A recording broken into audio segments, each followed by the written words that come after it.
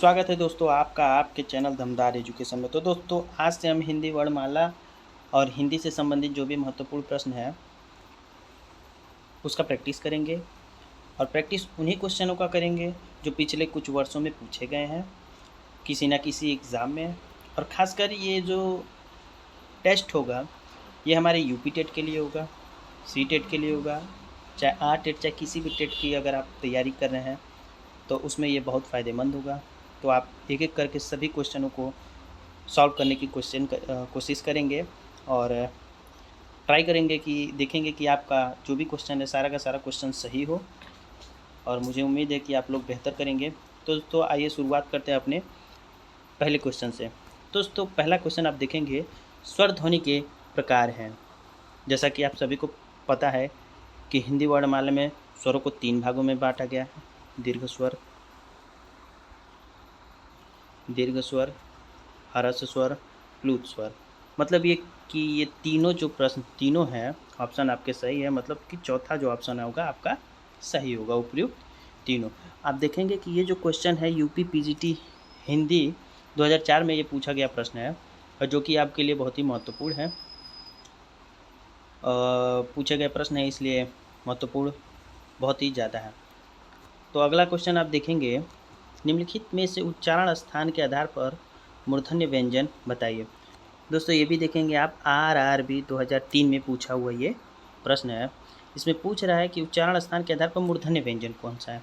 अब दोस्तों मैं आपको एक बात बता दूं, अगर आपको कभी भी उच्चारण स्थान से रिलेटेड कोई भी प्रश्न आए उसको सॉल्व करने के लिए आपको संस्कृत का कोई भी बुक लेंगे और उसमें उच्चारण स्थान से संबंधित जो सूत्र दिए गए हैं वो आपको पढ़ने पड़ेंगे, याद करने पड़ेंगे, क्योंकि उससे क्या होता है उच्चारण स्थान भूलने का कम चांस रहता है। जैसे अब कंठ के लिए आप देखें तो अकुह विसर्जनीया नाम कंठ। अब इसमें अ तथा क वर्ग तथा ह तथा विसर्ग यानी सारे वर्ड आ गए, जो भी इस फॉर्मूले में आएगा वो आपका कंठ होगा। ऐसे ही मूर्धन्य यहाँ पर पूछा है, मूर्धन्य व्यंजन कौन सा है, तो आप देख सकेंगे क ख ग घ, मतलब ये क वर्ग में आएगा, ये च वर्ग में आएगा, ये प वर्ग में आएगा और ये जो है ट वर्ग में आएगा। और जब ट वर्ग की बात आ गई तो एक फार्मूला आपको याद रखना है जो संस्कृत का है, ऋटुराषाणाम मूर्धा। अगर आप फार्मूला को याद रखते हैं तो आपको उच्चारण स्थान का कोई भी प्रश्न हो उसको हल करने में आपको कोई समस्या नहीं आएगी। तो ऋटुराषाणाम मूर्धा ये आपका इसी के अंदर आ जाएगा। ऋटुराषाणाम मूर्धा में देखें जैसे री हो गया आपका, और टू वर्ग यानी ट वर्ग पूरा हो गया। फिर इसी में र आ गया आपका और ये आपका मूर्धन्य स, ये सभी जो हैं आपके इसके अंतर्गत आ जाएंगे। तो उच्चारण स्थान, अगर आपको उच्चारण स्थान से प्रश्न आ रहा है तो आप एक काम करिए, जो भी संस्कृत के फार्मूलेज हैं, जो भी सूत्र है उसका एक बार आप कंठस्थ कर लीजिए, जिससे आपको उच्चारण स्थान का कोई भी प्रश्न हल करने में आपको कोई समस्या नहीं होगी। तो दोस्तों इसका आंसर हो जाएगा सी। नेक्स्ट चलते हैं दोस्तों तीसरे को प्रश्न पे कि निम्नलिखित में से अल्प प्राण कौन से हैं। तो दोस्तों आपको पता है कि अल्प प्राण के लिए जो नंबर डिसाइड किया गया है 1, 3 और 5, मतलब कि जो वर्णों का जो वर्ग होगा उसमें से पहला और तीसरा और पांचवा जो होगा वो हमारा होगा अल्प प्राण। अल्प प्राण आप कहते किसे हैं? आप अगर अल्प प्राण की बात करेंगे ऐसे वर्ण जिनको बोलने के लिए भीतर से हमारे कम वायु फेंकना पड़े उसे हम अल्प प्राण कहते हैं। तो इसमें आप देखेंगे किसको बोलने में कम प्राण वायु जो निकल रहे हैं फेफड़े से, तो बोलने की ज़रूरत नहीं है। फिलहाल आप इसको अगर याद रखते हैं तो सीधे सीधे आपका प्रश्न का हल हो जाएगा। 1, 3, 5 आप देखेंगे ख, ये आपका क और ख है, दूसरा वर्ड हो जाएगा क वर्ग का। ये हो गया पहला, ये हो गया तीसरा, यानी क और ख और ग, 1 और 3, त थ द ध, तो ये भी नहीं होगा, ये भी नहीं होगा, ये भी नहीं होगा। तो आपका राइट आंसर हो जाएगा बी, ऑप्शन बी को सही किया जाएगा, क्योंकि ये क आप देखेंगे पहला है और ग जो आपका तीसरा है। तो दोस्तों इसका आंसर हो जाएगा बी। तो आगे चलते हैं दोस्तों, निम्नलिखित में से कौन सा एक वर्ण व्यंजन नहीं है। तो इसमें बताने की ज़रूरत नहीं है कि बचपन से हम लोग पढ़ते आ रहे हैं क ख ग घ कौन सा वर्ण है, कौन सा व्यंजन है, कौन सा स्वर है। तो दोस्तों इसका सीधा आंसर हो जाएगा ए, ऑप्शन ए को लॉक किया जाए। ठीक है दोस्तों, निम्नलिखित में से उच्चारण की दृष्टि से दंत नहीं है। तो मैंने अभी आपको बताया कि जब भी आपको प्रश्न आ जाए उच्चारण स्थान से रिलेटेड, तो आपको वो सूत्र याद रखना पड़ा। अब देखिए किसका कोई दंत नहीं है, तो दंत के लिए जो सूत्र आता है ऋतुरासानाम दंत, मतलब ऋतु लासानाम दंत, यानी री आएगा संस्कृत का और आ जाएगा त वर्ग आ जाएगा और आ जाएगा आपका ल आ जाएगा और आ जाएगा आपका स आ जाएगा। एक सेकेंड, कौन सा आ जाएगा, स आ जाएगा। तो इस हिसाब से आप पता कर सकते हैं कि त वर्ग में कौन कौन से आएंगे, त, थ, द, ध और न। तो इसमें देखेंगे न भी आपका दंत है, त भी आपका दंत है, द भी आपका दंत है, पर ट जो है आपका दंत नहीं है। तो इसलिए आपका राइट आंसर हो जाएगा डी। और ट अगर ये दंत नहीं है तो कौन सा है, तो आपका मूर्धन्य है। ठीक है दोस्तों, आगे चलते हैं अगले अपने नेक्स्ट क्वेश्चन पे। जिन शब्दों के अंत में अ आता है उन्हें क्या कहते हैं, तो दोस्तों उन्हें क्या कहते हैं, आकारांत। आकारांत कहते हैं, संस्कृत से रिलेटेड है, बट ये कहीं ना कहीं पूछा गया। देखिए 2000 यूपी बीएड 2003 में पूछा गया शब्द है। तो जिस शब्द के अंत में अ आता है तो उसे हमें क्या कहते हैं, आकारांत कहते हैं। आगे देखेंगे स, स, श और ह, ये कौन से व्यंजन कहलाते हैं। तो आप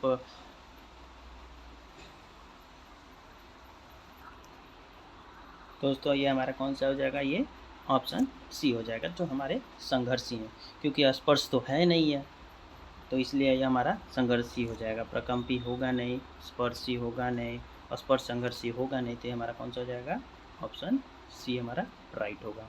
ठीक है दोस्तों, आगे चलते हैं अपने अगले क्वेश्चन पे। क, ग, ज और फ, ये सब किस प्रकार की ध्वनियाँ हैं, तो आप देख सकते हैं क के नीचे भी बिंदी लगा है, ग के नीचे भी बिंदी लगा है, ज के नीचे भी बिंदी लगा है, फ। इसको उच्चारण करें कैसे, ख, ग, ज, फ।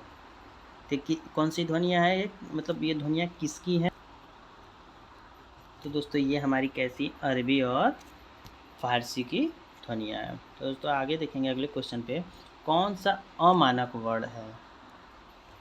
तो कौन सा अमानक वर्ण है, इसमें से देखें ये भी हमारा मानक वर्ण है, ये भी हमारा मानक वर्ण है, ये भी हमारा मानक वर्ण है, पर ये जो है हमारा मानक वर्ण नहीं है। इसके लिए हमारा आंसर क्या हो जाएगा, सी। ठीक है दोस्तों, आगे देखते हैं।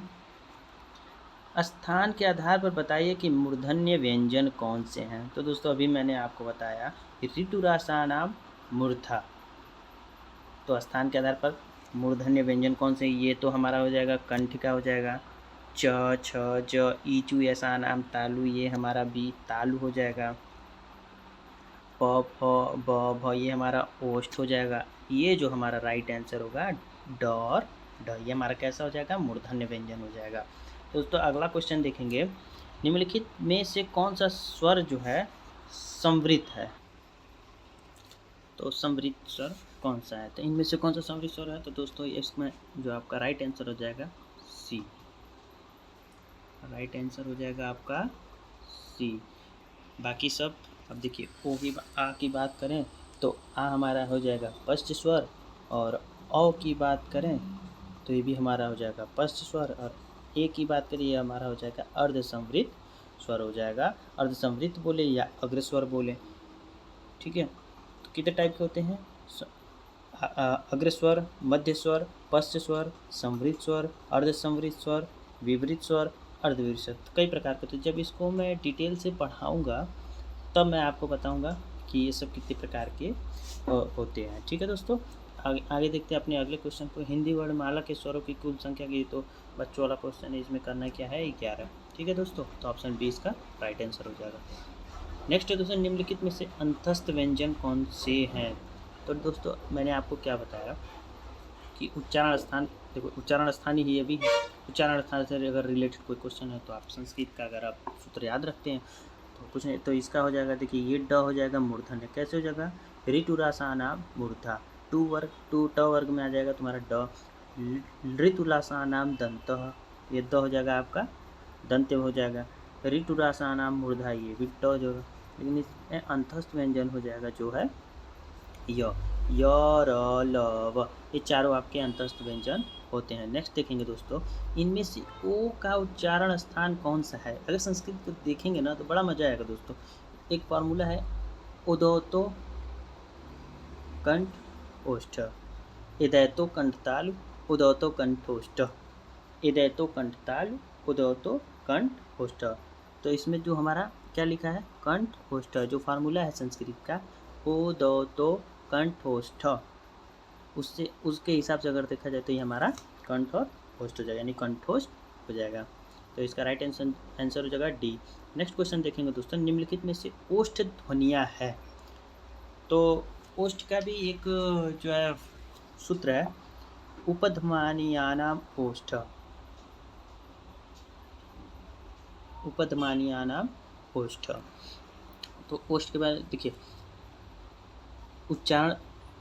उच्चारण स्थान अगर आपको देखना तो खुद बोल के ट्राई मारिए। देखिए अब ल ल ल ल ल ल ल बोलेंगे तो आपका जो ये जिह्वा है ऊपर जाके लड़ रहा है।